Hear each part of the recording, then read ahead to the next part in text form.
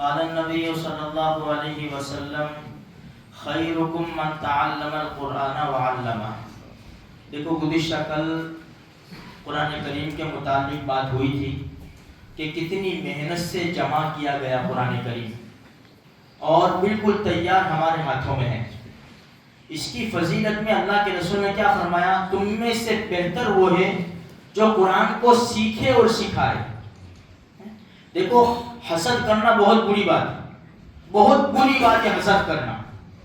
حسد کسے کہتے ہیں؟ بھائی اگر کسی کو نعمت ملی ہے تو ہمارے دل میں کیا ہے؟ یار اس کو یہ نعمت کیسے ملی؟ اس کے پاس سے ختم ہو جانی چاہیے. میرے پاس آئے کہ نہ آئے لیکن اس کے پاس نہیں رہنی چاہیے. اس کو حسد کہتے ہیں.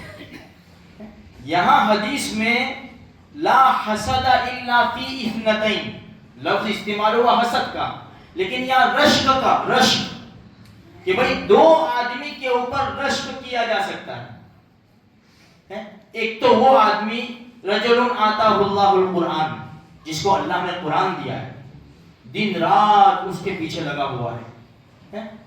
بھئی قرآن کریم پڑھتا ہے، تہجد میں بھی پڑھتا ہے، دن میں بھی پڑھتا ہے. پڑوسی نے سنا، حدیث میں ہے یہ حدیث میں، پڑوسی نے سنا اور سن کر یہ کہا کہ کاش مجھے بھی یہ دولت ملتی قرآن کریم کی تو میں بھی اسی کی طرح رات دن اس کی تلاوت کرتا. اس کے اوپر رشک جائز ہے. دوسرا، جس آدمی کو اللہ نے مال دیا ہے اور وہ رات دن خرچ کرتا ہے، حقوق پر لوٹاتا ہے وہ مال، تو کہنے والا کہتا ہے کاش میرے پاس بھی مال ہوتا نا، میں بھی اسی طرح اللہ کے نام پر، اللہ کے راستے میں غریبوں وغیرہ کو میں پیسے دیتا. تو یہ دو قسم کے لوگ ہیں جن پر رشک کر سکتے ہیں، ورنہ اور کسی کے اوپر حسد اور رشک کرنا جائز نہیں ہے. اب یہاں اللہ کا قرآن دیکھو کتنی بڑی دولت ہے. آج افسوس کی بات ہے میرے بھائیوں، اس لیے ہمیں قرآن کریم کی تلاوت ضرور کرنی چاہیے. دیکھو ہم نیت کریں گے اور کام شروع کریں گے تو ہوگا، ورنہ ہم سوچتے رہیں گے کہ بات تو ٹھیک ہے مولی صاحب کی، چلو نہیں کرتے، اپنے موت آ جائے گی. میرے بھائیوں کچھ بھی کر کے ہم کو 2-3 آیتوں سے شروع کرو. دیکھو انشاءاللہ اس کا بہت بڑا فائدہ ہے. اللہ ایسے مسائل حل کرے گا. علامہ اقبال رحمۃ اللہ علیہ کا نام تو سنا ہے، کتنے بڑے شاعر تھے.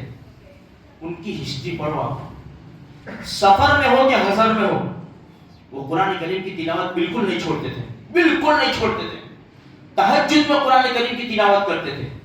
صبح کا سہانا وقت ہو، قرآن کہتا ہے اقم الصلاۃ لدلوک الشمس الی غسق اللیل وقرآن الفجر ان قرآن الفجر کان مشہودا. فرشتوں کے حاضر ہونے کا ٹائم ہوتا ہے، قرآن پڑھو.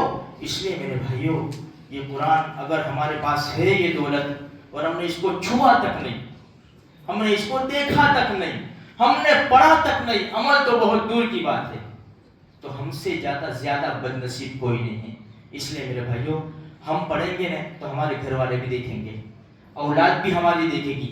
یہ نسلوں جن کے وہاں قرآن کریم کی تلاوت پہلے سے ہوتی ہے نا وہ چلی آ رہی ہے، چلی آ کیونکہ بچے بھی دیکھ رہے ہیں کہ دادا پڑھ رہے، باپ پڑھ رہے، وہ بھی لے کر. آپ نہیں دیکھتے ماں نماز پڑھتی ہے تو چھوٹی سی بچے آ کے نا اس کو چھوٹا سا مصلی بھی لا دیتے، وہ ماں کے ساتھ نماز پڑھتی. یہ اثر پڑتا ہے.